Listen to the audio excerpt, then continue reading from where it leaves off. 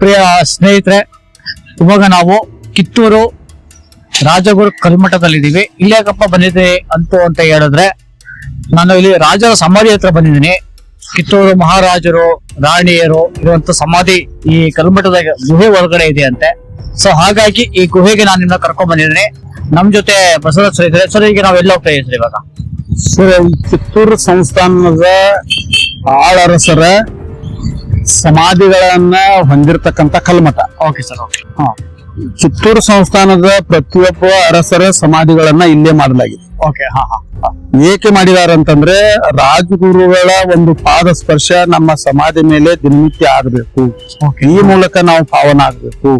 ರಾಜಗುರುಗಳ ಒಂದು ಪಾದ ಸ್ಪರ್ಶ ನಮ್ಗೆ ಆಗ್ಲಿ ಅನ್ನುವಂತ ಉದ್ದೇಶದಿಂದ ಅವರೆಲ್ಲರ ಸಮಾಧಿಗಳನ್ನ ವಿಶೇಷವಾಗಿ ಇಲ್ಲೇ ಮಾಡಿದ್ದಾರೆ. ಆ ಸಮಾಧಿಗಳನ್ನ ಒಂದೊಂದಾಗಿ ನೋಡ್ಕೊಂಡು ಬನ್ನಿ ಸರ್, ಹೋಗೋಣ.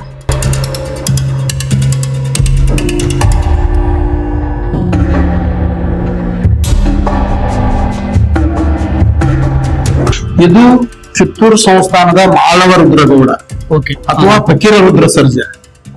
ಅಂದ್ರೆ ಯಾರು ಸರ್ ಇವರು? ಇವರು ಕಿತ್ತೂರು ಸಂಸ್ಥಾನದ 1734ರಲ್ಲಿ ಪಟ್ಟಕ್ಕೇರಿದಂತ ರಾಜರು. ಕಿತ್ತೂರು ಸಂಸ್ಥಾನದ ರಾಜರು. ಇವರ ಹೆಂಡತಿ ಮಲ್ಲವ್ವ.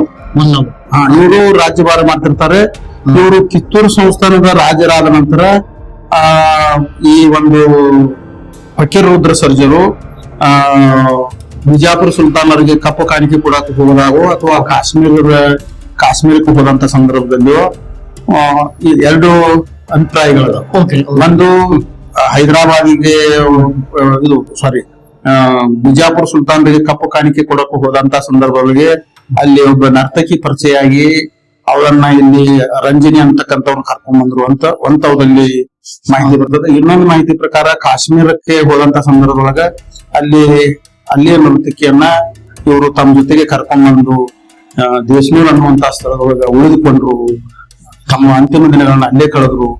ಕಿತ್ತೂರು ಸಂಸ್ಥಾನವನ್ನ ಅದಕ್ಕಾಗಿ ತ್ಯಾಗ ಮಾಡಿದ್ರು. ಆ ರಂಜನೀಯ ಸೌಂದರ್ಯದ ಮುಂದೆ ಕಿತ್ತೂರು ಸಂಸ್ಥಾನವನ್ನ ತ್ಯಾಗ ಮಾಡಿದಂತ ಒಬ್ಬ ಅಮರ ಪ್ರೇಮಿ.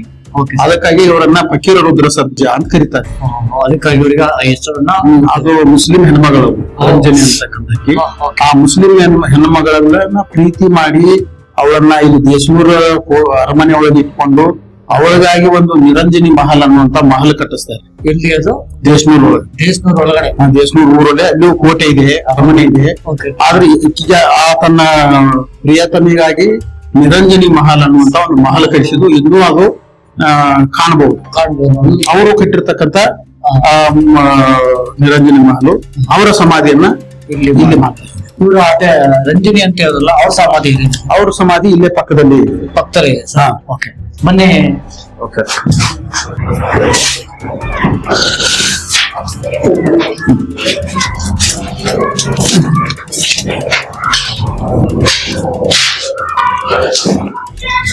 ಇದು ಆಕ್ಚುಲಿ ಸಮಾಧಿಗಳೆಲ್ಲ ಅಂಡರ್ ಗ್ರೌಂಡ್ ನೋಡಿದಾವೆ. ಮೇಲ್ಗಡೆನೂ ಒಂದಷ್ಟು ಕಟ್ಟಿದಾರ, ಒಂದಷ್ಟು ಕಟ್ಟಿಲ್ಲ. ಇದು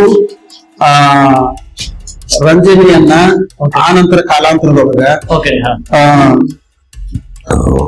ಕಿತ್ತೂರು ಸಂಸ್ಥಾನಿಕರು ಇವಳನ್ನ ಲಿಂಗಾಯತ ಧರ್ಮಕ್ಕೆ ಬರಮಾಡಿಕೊಂಡು ಅವಳನ್ನ ಪರಿವರ್ತನೆ ಮಾಡಿ ನಿರಂಜನಿ ಅಂತೇಳಿ ಆಕೆಗೆ ನಾಮಕರಣ ಮಾಡ್ತಾರೆ. ಕಲ್ಮಠದ ಗುರು ನಿರಂಜನಿ ಅಂತ ನಾಮಕರಣ ಮಾಡಿದ ನಂತರ ಆಕೆ ಕಿತ್ತೂರು ಸಂಸ್ಥಾನಕ್ಕಾಗಿ ತನ್ನ ತ್ಯಾಗವನ್ನು ಮಾಡ್ತಾರೆ. ಅವಳ ಸಮಾಧಿಯನ್ನು ಇಲ್ಲೇ ಮಾಡಿದ್ದಾರೆ ಎಂದು ಕಂಡು ಬರ್ತದೆ. ಒಳಗೆ ಅಂಡರ್ ಗ್ರೌಂಡ್ ಒಳಗೆ ಸಮಾಧಿ. ಮತ್ತೆ ನೆಕ್ಸ್ಟ್ ಮುಂದುಗಡೆ ಅಲ್ಲಿ ಒಳಗಡೆ ಹೊರಗೆ ಕಾಣಲಿಲ್ಲ ಅಂದ್ರೆ